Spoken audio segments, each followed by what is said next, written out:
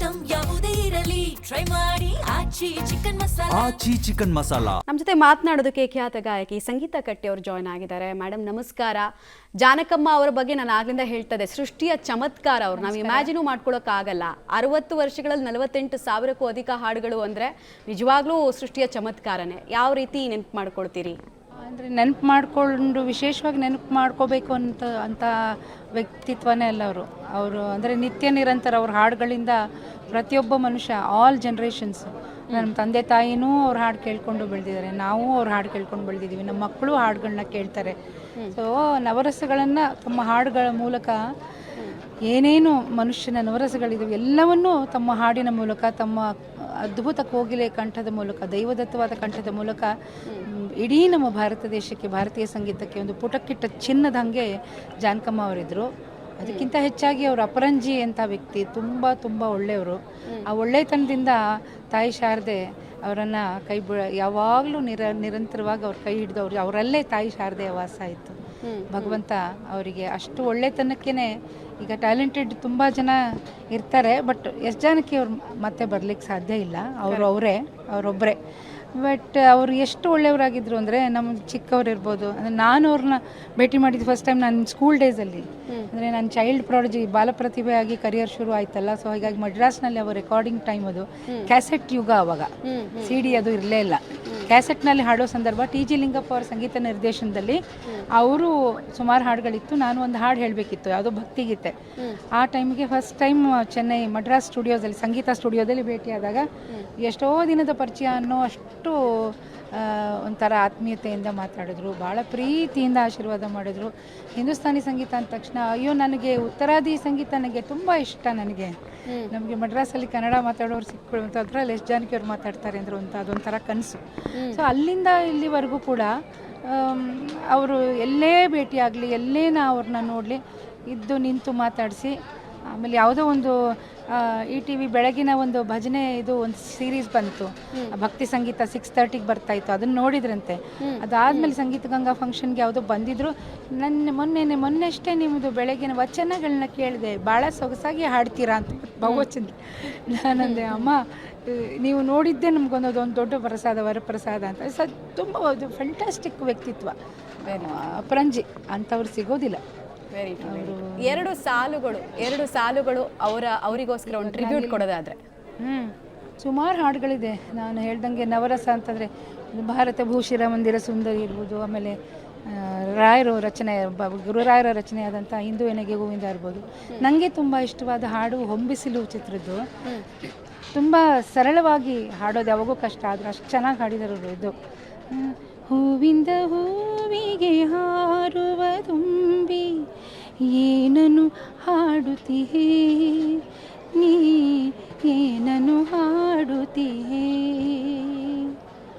ಹೂವಿನ ಕೋಮಲ ಭಾವದಿ ಕೆಣಕಿ ಏತಕ್ಕೆ ಕಾಡುತ್ತೀಹೇ ನೀ, ಹೂವಿಂದ ಹೂವಿಗೆ ಹಾರುವ ತುಂಬಿ ಏನನು ಹಾಡುತ್ತೀಹೇ ನೀ, ಏನನು ಹಾಡುತ್ತೀಹೇ.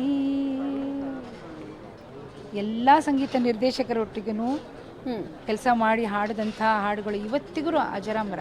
ಇನ್ನು ಮುಂದೆನೂ ಕೂಡ ಅಮರ ಗೀತೆಗಳನ್ನ ಕೊಟ್ಟಂಥ ಆ ಗಾಯಕಿಗೆ ನಾವೆಲ್ಲ ಅಂತಿಮ ನಮನ ಅವರ ಶರೀರಕ್ಕೆ ಸಲ್ಲಿಸಕ್ಕೆ ಬಂದಿದ್ದೀವಿ. ಅವ್ರ ಚೇತನ, ಅವರ ಸಂಗೀತದ ಶಕ್ತಿ ಎಲ್ಲ ಗಾಯಕಿಯರಲ್ಲಿ ನಿತ್ಯ ನಿರಂತರವಾಗಿ ಇರುತ್ತೆ ಅನ್ನೋದರಲ್ಲಿ ಸಂದೇಹವೇ ಇಲ್ಲ. Very nice. ಎಲ್ಲ ಬ್ಲೆಸ್ಡ್. ನಮ್ಮ ಜೀವಮಾನದಲ್ಲಿ ಅವರನ್ನು ನೋಡಿದ್ವಿ. ಸಂಗೀತ ಕಟ್ಟಿ ಅವರೇ, ನೀವು ತುಂಬ ಹಾಡುಗಳನ್ನ ಕೇಳ್ಕೊಂಡು ಬಂದಿರ್ತೀರಿ, ತುಂಬ ಇನ್ಸ್ಪೈರ್ ಆಗಿರ್ತೀರಿ ಸಹಜವಾಗಿ. ಯಾವುದಾದ್ರೂ ಒಂದು ಹಾಡು ಇಷ್ಟು ಕಷ್ಟ ಇರೋದನ್ನು ಎಷ್ಟು ಸುಲಲಿತವಾಗಿ ಹಾಡ್ಬಿಟ್ರಪ್ಪ ಅಂತ ಅನ್ಸಿತಿದ್ಯಾ? ಯಾವ ಹಾಡು ಅಂತ?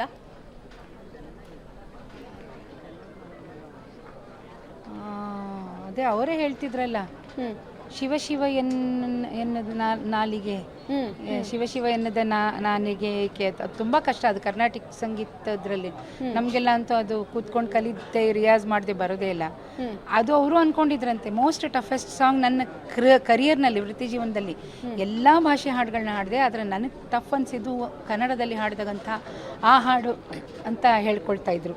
ಅದೇ ಇರ್ಬೋದು. ನನಗೆ ಗೆಜ್ಜೆ ಪೂಜೆಯಲ್ಲಿ ಬರೋವಂಥ ಹೆಜ್ಜೆ ಹೆಜ್ಜೆಗೂ ಹೊನ್ನೆ ಸುರಿಯಲ್ಲಿ ಇದೆಯಲ್ಲ, ಅದರಲ್ಲಿ ಭಾವ ಏನಿದೆಯಲ್ಲ ಸ್ವಲ್ಪ ಅತಿರೇಕದ ಭಾವ, ಅಂದರೆ ತುಂಬ ಕ್ಲೈಮ್ಯಾಕ್ಸ್ ಸಿಚುವೇಶನ್ ಬರುವಂಥ ಸಾಂಗ್ ಅದು.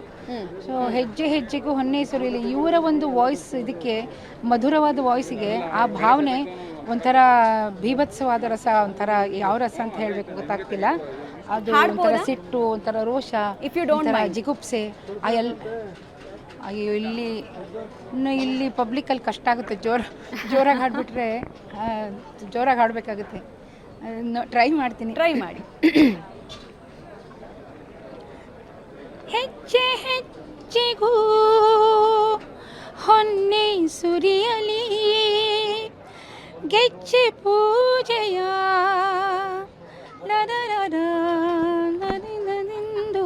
ನೀಡೆಯು. ಈ ಹಾಡು ಸಿನಿಮಾದಲ್ಲಿ ಕಲ್ಪನಾ ಅವರ ಅಭಿನಯ, ಜಾನಕಮ್ಮ ಅವ್ರ ವಾಯ್ಸ್, ಆ ಒಂದು ರೇಂಜ್ ಏನಿದೆಯಲ್ಲ, ಆ ರೇಂಜಲ್ಲಿ ನಾನು ಹಾಡಲಿಲ್ಲ ಈಗ ಪಬ್ಲಿಕ್ ಪ್ಲೇಸ್ ಅಲ್ವಾ. ಸೊ ಬಟ್ ಇದು ಈ ಥರ ಚಾಲೆಂಜಿಂಗ್ ಸಾಂಗ್ಸ್ ತುಂಬ ಹಾಡಿದ್ದಾರೆ. ಆಮೇಲೆ ಯಾವ ಊರವ ಏನು ಚಂದ ಕಾಣಿಸ್ತವನೆ, ಇವೆಲ್ಲ ಕೀಟ್ಲೆ ಮಾಡೋ ಹಾಡುಗಳು. ಆಮೇಲೆ ಇದು ನನಗೆ ತುಂಬ ಇಷ್ಟವಾದ್ದು ಒಂದು ನನ್ನದು ಗೌರಿ ಚಿತ್ರ ಅನ್ಕೋತೀನಿ. ಬರೆದೆ ನೀನು ನಿನ್ನ ಹೆಸರ ನನ್ನ ಬಾಳ ಪುಟದಲ್ಲಿ. It's a beautiful song. ಬಂದು ನಿಂತೆ ಹೇಗೋ ಏನೋ ನನ್ನ ಮನದ ಗುಡಿಯಲಿ, ಬರೆದೆ ನೀನು ನಿನ್ನ ಹೆಸರ ನನ್ನ ಬಾಳ ಪುಟದಲ್ಲಿ. ಈ ಥರ ತುಂಬ ರೇರ್ ಮೆಲಡೀಸ್ನ ತುಂಬ ಹಾಡಿದ್ದಾರೆ ಅವರು. ಅದರಲ್ಲಿ ಕೆಲವೊಂದು ತುಂಬ ಮನಸ್ಸಿಗೆ ಹಿಡಿಸುತ್ತೆ. ಅಷ್ಟೇ ಅಲ್ಲ, ಅವು ಎಷ್ಟೋ ವರ್ಷ, ಈಗ ನಾವು ಹುಟ್ಟೋಕ್ಕಿಂತ ಮುಂಚೆ 60s ಹಾಡಿದಂಥ ಹಾಡುಗಳು, ಸುಮಾರು ಹಾಡುಗಳು. ಎಲ್ಲ ಮ್ಯೂಸಿಕ್ ಡೈರೆಕ್ಟರ್ಸ್, ರಾಜನ್ ನಾಗೇಂದ್ರ ಅವ್ರಿಗೆ ಎಲ್ಲೆಲ್ಲಿ ನೋಡಲಿ ನಿನ್ನಲ್ಲಿ ಕಾಣುವ ಡ್ಯುಯೆಟ್ಸ್ ಇರ್ಬೋದು. ಆಮೇಲೆ ಇದು ನಾನೇ ವೀಣೆ ನೀನೇ ತಂತಿ, PBS ಜೊತೆ ಡ್ಯುಯೆಟ್. ಅವನೇ ವೈಣಿಕಾ ಅವನೇ ವೈಣಿಕಾ, ನಾನೇ ವೀಣೆ ನೀನೇ ತಂತಿ ಅವನೇ ವೈಣಿಕಾ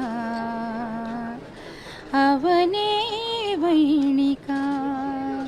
ಭಾಳ ಇವತ್ತಿನ ತನಕ ನನಗನ್ಸುತ್ತೆ ಆ ಥರ ಗಾಯನ ಬರೋದಿಲ್ಲ, ಆ ಥರ ಕಮಿಟ್ಮೆಂಟ್ ಇರೋರು, ಆ ಥರ ಸರಳತೆ ಇರೋರು. ತುಂಬ ಅವ್ರಿಗೆ ಯಾವುದೇ ಒಂದು ಇನ್ಹಿಬಿಷನ್ಸ್ ಇರಲಿಲ್ಲ. ಇಲ್ಲಾಂದ್ರೆ ಸೆಲೆಬ್ರಿಟಿ ಸ್ಟೇಟಸಲ್ಲಿರೋರು ಹೆಂಗೆ ಹೋಗ್ತಿರ್ತಾರೆ ನಾವು ನೋಡಿದ್ದೀವಿ. ಬಟ್ ಜಾನಕಮ್ಮ ಅವರು ಒಂಥರ ಅಪರಂಜಿ, ಚಿನ್ನ ಅವರು. ಯುವ ಗಾಯಕರಿಗೆ ಏನ್ ಮಾರ್ಗದರ್ಶನ ಕೊಡ್ತಾ ಇದ್ರು ಅಂತ ನೀವು ಹೇಳ್ತಾ ಇದ್ರಿ. ನೀವು ಹೈಸ್ಕೂಲಲ್ಲಿ ಇರ್ಬೇಕಾದ್ರೆ ಫಸ್ಟ್ ಟೈಮ್ ಭೇಟಿ ಅಂತ. ಸೊ ಏನ್ ಟಿಪ್ಸ್ ಏನ್ ಕೊಡ್ತಾ ಇದ್ರು ಅಂತ ಏನ್ ನೆನಪಿದೆ ನಿಮಗೆ? ಅವರು ಯಾವಾಗಲೂ ಹೊಗಳೋರು, ಎಲ್ರೂ ತುಂಬ ಚೆನ್ನಾಗಿ ಹಾಡಿದೆ. ಆಮೇಲೆ ಒಂದು ಮಗು ಹಾಡ್ತಾ ಇರುವಾಗ ಅಲ್ಲಿ ಇಲ್ಲಿ ತಪ್ಪುಗಳು, ಪಲಕಗಳು, ಗಂಟ್ಲಲ್ಲಿ ತಿರುಗಲಿಲ್ಲ ಅಂದ ತಕ್ಷಣ ಎಲ್ಲಿ ದ ಬೆಸ್ಟ್ ಪಾಯಿಂಟ್ ಇರುತ್ತಲ್ಲ ಆ ಮಗುದು, ಅದನ್ನು ಮಾತ್ರ ಎತ್ತಿ ಹಿಡಿದು ಇಲ್ಲಿ ಎಷ್ಟು ಚೆನ್ನಾಗಿ ಹಾಡಿದೆ ಮಗು ನೀನು ಅಂತ. ಅಂದರೆ ಬಾಲ ಪ್ರತಿಭೆಗಳನ್ನ ಒಂದೊಂದ್ಸತಿ ಗೆಸ್ಟ್ ಜಡ್ಜಾಗಿ ಕರಿತಾ ಇದ್ರಲ್ಲ ಅವ್ರನ್ನ ರಿಯಾಲಿಟಿ ಶೋಸ್ನಲ್ಲಿ ಗೆಸ್ಟ್ ಆಗಿ ಬಂದಾಗ, ಆ ಬಾಲ ಪ್ರತಿಭೆ ಹಾಡುವಾಗ the best part of his or her performance. ಅಂದರೆ ಪೂರ್ತಿ ಕಿವಿ ಇಟ್ಟು ಗಮನ ಇಟ್ಟು ಆ ಪರ್ಫಾರ್ಮೆನ್ಸ್ನ ಕೇಳೋರು, ಕೇಳಿ ಅದರಲ್ಲಿ ಬೆಸ್ಟ್ ಲೈನ್ ಯಾವ್ದು ಹಾಡಿದೆ ಮಗು ಅಂತ ಅದನ್ನ ನೋಟ್ ಮಾಡಿ ಹೇಳೋರು. ಈ ಕ್ವಾಲಿಟಿ ತುಂಬ ಜನ ಗಾಯಕರಲ್ಲಿ ಇರಲ್ಲ. ಇದಕ್ಕೆ ಅವರೇ ಸರಿ. ಎಲ್ಲಾ ತಾರೆಯರ ದಶಕದ ಧ್ವನಿಯಾಗಿದ್ರು, ಆಕ್ಟಿಂಗ್ ನ ಎಷ್ಟು ಈಸಿ ಮಾಡ್ತಾ ಇತ್ತು ಇವ್ರ ಸಿಂಗಿಂಗು? ಅಬ್ಸಲ್ಯೂಟ್ಲಿ.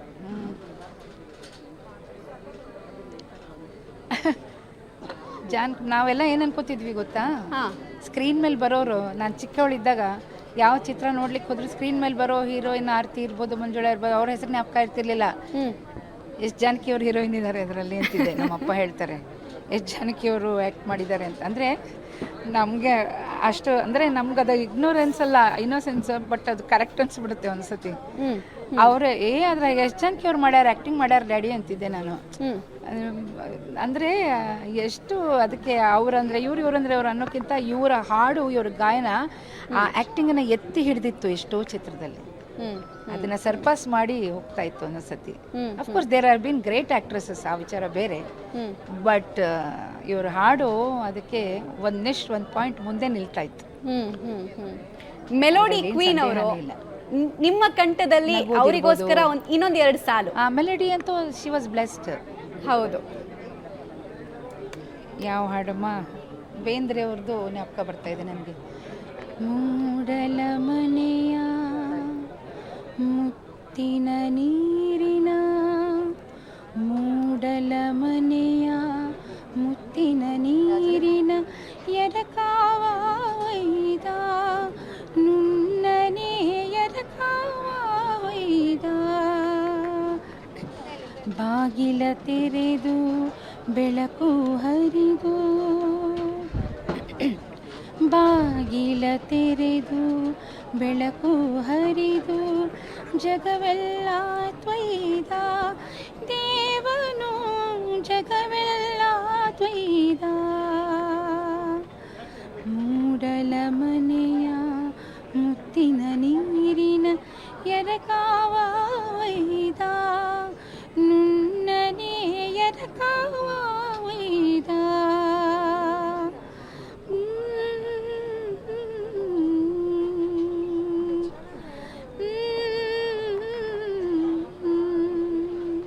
Thank you. ಸಂಗೀತ ಕಟ್ಟಿಯವರೇ, ಕೊನೆಯ ಪ್ರಶ್ನೆ. ಈಗ ಈಗಿನ ಕೆಲ ಕಲಾವಿದರನ್ನ ನಾವು ನೋಡ್ತೀವಿ, ಗಾಯಕರನ್ನ ನೋಡ್ತೀವಿ, ಒಂದು 2-3 ಹಿಟ್ ಸಾಂಗ್ ಆಗ್ತಿದ್ದ ಹಾಗೇನೆ ತಮ್ಮ ಪಾಂಡಿತ್ಯವನ್ನು ತೋರಿಸ್ತಾರೆ ಎದುರುಗಡೆ. But how different was Janakamma ಅಂತ ನೀವು ನೋಡ್ದಂಗೆ? ಪಾಂಡಿತ್ಯ ಇರ್ತಾ ಇತ್ತಾ ಅಥವಾ ವಿನಮ್ರತೆ ಜಾಸ್ತಿ ಆವರಿಸ್ಕೊಂಡು ಬಿಡ್ತಾ ಇತ್ತಾ? ಅವ್ರ ಆರ ಹೇಗಿತ್ತು ಅಂತ? ಪಾಂಡಿತ್ಯ ಇರದೆ ಆ ವಿನಮ್ರತೆ ಬರಲ್ಲ. ತುಂಬಿದ ಕೂಡ ಯಾವತ್ತೂ ತುಳುಕಲ್ವಲ್ಲ ಮೇಡಮ್. ಪಾಂಡಿತ್ಯ ಇದ್ದಿದ್ದಕ್ಕೆ ಆ ವಿನಮ್ರತೆ ಇತ್ತು, ಅಥವಾ ವಿನಮ್ರತೆ ಇದ್ದಿದ್ದಕ್ಕೆ ಪಾಂಡಿತ್ಯ ಬಂತು. ಅವೆರಡೂ ಒಂದೇ ಅಮಲ್ಗಮೇಟೆಡ್ ಬ್ಲೆಂಡ್ ಇದ್ದಂಗೆ ಅದು. So it was beautiful blend ಅದು. ಸೊ ಇದಿಲ್ಲದೆ ಅದಿಲ್ಲ, ಅದಿಲ್ಲದೆ ಇದಿಲ್ಲ. ಬಟ್ ಅವ್ರಿಗೆ ಪಾಂಡಿತ್ಯ ಇತ್ತು, ಅದೇ ರೀತಿ ಅವ್ರಿಗೆ ವಿನಮ್ರತೆ ಇತ್ತು. ಅದಕ್ಕೆ ಭಗವಂತ ಅವ್ರನ್ನ ಅಷ್ಟು ಎತ್ತರದ ಮಟ್ಟಕ್ಕೆ ತೊಗೊಂಡೋಗ್ತಾರೆ. ಇವತ್ತು ಅವ್ರಿಗೆ ವಯಸ್ಸಾಯಿತು, ಅವ್ರಿಗೆ ಏನೋ ಹೆಲ್ತ್ ಇಶ್ಯೂ ಆಯಿತು, ಅವರು ಇಹದಲ್ಲಿ ಇಲ್ಲ. ಆದರೆ ಅವರು ಎಂಥ ಒಂದು ಆಸ್ತಿಯನ್ನು ಬಿಟ್ಟು ಹೋಗಿದ್ದಾರೆ ನೋಡಿ. ಇವತ್ತಿಗೂ ಅವರ ಹಾಡುಗಳನ್ನ ಕೇಳಿ ಕಲಿತು ಹಾಡೋದು, ನಮ್ಮ ಯೋಗ್ಯತೆ ಪ್ರಕಾರ ಕಲಿತು ಹಾಡಿದರೆ ನಮ್ಮ ಜೀವನದ ಹಾದಿನೇ ಕಂಡ್ಕೊಂಡ್ಬಿಡ್ತೀವಿ. ಎಷ್ಟೋ ಜನಕ್ಕೆ ಲೈಫ್ ಕೊಟ್ಟಂಥ ಹಾಡುಗಳು, ಎಷ್ಟೋ ಆರ್ಕೆಸ್ಟ್ರಾ ಸಿಂಗರ್ಸ್ಗಿರ್ಬೋದು, ತುಂಬ ಎಷ್ಟೋ ಜನಕ್ಕೆ ಜೀವನವನ್ನು ಕೊಟ್ಟಂಥ ಹಾಡುಗಳು. ಅಂಥ ಗಾಯಕಿ ಆಕೆ ಭಾಳ ಭಾಳ ಅದ್ಭುತವಾದಂಥ ಚೇತನ. ಅವರ ಶಕ್ತಿ ನಮ್ಮೆಲ್ಲ ಗಾಯಕರಿಗೂ ನಿರಂತರವಾಗಿ ಅವರ ಶಕ್ತಿ, ಅವರ ಒಂದು ಬ್ಲೆಸ್ಸಿಂಗ್ ಇರಲಿ ಅಂತ ನಾನು ಭಗವಂತನಲ್ಲಿ ಪ್ರಾರ್ಥನೆ ಮಾಡ್ಕೋತೀನಿ, ಅವರಲ್ಲೇ ಪ್ರಾರ್ಥನೆ ಮಾಡ್ಕೋತೀನಿ. ಕೊನೆಯ ಪ್ರಶ್ನೆ. ಓಪನ್ ವಾಯ್ಸ್ ಇರೋದು ಗಾಡ್ ಗಿಫ್ಟೆಡ್ ಕೆಲ ಗಾಯಕಿಯರಿಗೆ ಅಥವಾ ತಪಸ್ಸ? ಅದು ನಿರಂತರವಾಗಿ ಪ್ರಯತ್ನ ಪಟ್ಟು ಅಭ್ಯಾಸ ಮಾಡಿದಕ್ಕೆ ಓಪನ್ ವಾಯ್ಸ್ ಸಿಗ್ತಾ ಅಂತ? ಅದು ತಪಸ್ಸು ಹೌದು. ಗಿಫ್ಟೆಡ್ ವಾಯ್ಸನ್ನ ಟ್ರೈನ್ ಮಾಡಿ, ಕೃಷಿ ಮಾಡಿ, ಕಲ್ಚರ್ ಮಾಡೋದೇನಿದೆಯಲ್ಲ ಅದು ತಪಸ್ಸು. ಗಿಫ್ಟ್ ಇರಬೇಕು, ಅದು ತಪಸ್ಸಿನಿಂದ ಅದು ಸಿದ್ಧಿ ಆಗತ್ತೆ. ಸಿದ್ಧಿ ಆಗಬೇಕು ಅಂದರೆ ತಪಸ್ ಆಗಲೇಬೇಕು. ಇವರೆಲ್ಲ ಗಂಧರ್ವರು ಮೇಡಮ್. ಕರೆಕ್ಟ್. ಇವರೆಲ್ಲ ನಿಮ್ಮ ಹೃದಯ ತೀರಾ ಹತ್ತಿರವಾಗಿರುವಂತಹ ಇನ್ನೊಂದು ಗೀತೆ 2 ಸಾಲುಗಳು ನಮಗೆ ರಿಕ್ವೆಸ್ಟ್ ತುಂಬಾ ಮಾಡ್ತಾ ಇದ್ದೀನಿ, ಬಿಕಾಸ್ ನಿಮ್ಗೆ ಅಷ್ಟು ಡಿಮ್ಯಾಂಡ್ ಇದೆ ಇಲ್ಲಿ. ಮೇಡಮ್ ಸುಮಾರು ಹಾಡುಗಳಿದೆ. ನಾನು ಯಾವ್ದಾವ್ದು ಹಾಡಿದೆ ಅಂತಂದರೆ ಲಿಸ್ಟೇ ಮಾಡ್ಕೊಂಬರ್ಬೇಕಿತ್ತು. ಯಾಕೆಂದರೆ ಇದು ಇಷ್ಟೊಂದು ಹಾಡುಗಳು ಅಂದರೆ ಬೇರೆ ಬೇರೆ ಮ್ಯೂಸಿಕ್ ಡೈರೆಕ್ಟರ್ಸ್ಗೆ ಅವರು, ಅಂದರೆ ಆಯಾ ಸಂಗೀತ ನಿರ್ದೇಶಕರಿಗೆ ಅವರು ಅರ್ಥ ಮಾಡಿಕೊಂಡು, ಒಬ್ಬ ಮ್ಯೂಸಿಕ್ ಡೈರೆಕ್ಟರ್ ಇದ್ದಂಗೆ ಇನ್ನೊಬ್ರು ಇಲ್ಲ ಅಲ್ಲ ನೋಡಿ. ಆ ಟೈಮಿಗೆ ಘಟಾನುಘಟಿಗಳು JKV ಇದ್ದರು, JK ವೆಂಕಟೇಶ್ ಅವರು, ಸತ್ಯಂ, ಎಂ ರಂಗರಾವ್, ರಾಜನ್ ನಾಗೇಂದ್ರ, ಉಪೇಂದ್ರ ಕುಮಾರ್, ಒಬ್ಬರೇ ಇಬ್ಬರೇ, ಹಂಸಲೇಖ ಸರು. ಈಗಿನ ಯುಗದಲ್ಲಿ ಅಂದರೆ ಎಲ್ಲರಿಗೂ ಹೆಂಗೆ ಬೇಕು ಹಾಗೆ ಅವರು ಕೇಟ್ರ್ ಮಾಡ್ತಾಯಿದ್ರು. ಯಾರಿಗೂ ಟ್ಯೂನ್ ಅಂದರೆ ಅವ್ರು ಸಾವಿರಾರು ಹಾಡಿದಾರಲ್ಲ, ಇದು ಹಿಂಗಿದೆ ಇದು ಹಂಗಿದೆ ಅಂತ ಹೇಳ್ಬೋದಾಗಿತ್ತು. ಬೇಸರ ಇಲ್ಲದೆ ಹಾಡೋರು. ಇದು 2 ಸಾಲುಗಳು. ಅಣ್ಣವ್ರ ಜೊತೆ ಡುಯೆಟ್ ಹಾಡುವಾಗ ಅವ್ರ ಟ್ರೀಟ್ಮೆಂಟೇ ಬೇರೆ. ಇದು ಎಲ್ಲೆಲ್ಲಿ ನೋಡಲಿ ನಿನ್ನನ್ನೇ ಕಾಣುವೆ, ಕಣ್ಣಲ್ಲಿ ತುಂಬಿರುವೆ, ಮನದಲ್ಲಿ ಮನೆ ಮಾಡಿ ಆಡುವೆ, ಎಲ್ಲೆಲ್ಲಿ ನೋಡಲಿ ನಿನ್ನನ್ನೇ ಕಾಣುವೆ. ಏನು ಮುದ್ದಾಗಿ ಹಾಡಿದ್ದಾರೆ ಇಬ್ಬರು ಅದನ್ನು. SPB ಜೊತೆ ಹಾಡುವಾಗ ನಗು ನಯನ ಮಧುರ ಮೌನ, ಒಬ್ಬರಿಗಿಂತ ನಾನೇನು ಕಮ್ಮಿ ಅನ್ನೋ ಥರ ಇಬ್ಬರು ಹೆಂಗೆ ಹಾಡಿದ್ದಾರೆ ನೋಡಿ ಅದನ್ನು. ಇವೆಲ್ಲ ಜೀನಿಯಸ್ ಗಂಧರ್ವರು. ಅವರಿಂದ ಆಗಬೇಕಾದ ಕೆಲಸ ಭಗವಂತ ನಿರ್ಧಾರ ಮಾಡಿ ಭೂಮಿಗೆ ತಪ್ಪಿ ಕಳಿಸಿರ್ತಾನೆ ಗಂಧರ್ವರನ್ನ. ಸೊ ಅವ್ರು ಇಲ್ಲಿ ಛಾಪನ್ನು ಮೂಡಿಸ್ಬಿಟ್ಟು ಹೊರಟ್ಬಿಡ್ತಾರೆ, ಅಷ್ಟೇ ಇರೋದು madam. Right madam, right. Thank you so much public TV ಜೊತೆಗೆ ಮಾತನಾಡಿದಕ್ಕೆ. ಇದು ಹಿರಿಯ ಗಾಯಕಿ ಸಂಗೀತ ಕಟ್ಟಿ ಅವರ. Thank you so much. Thank you.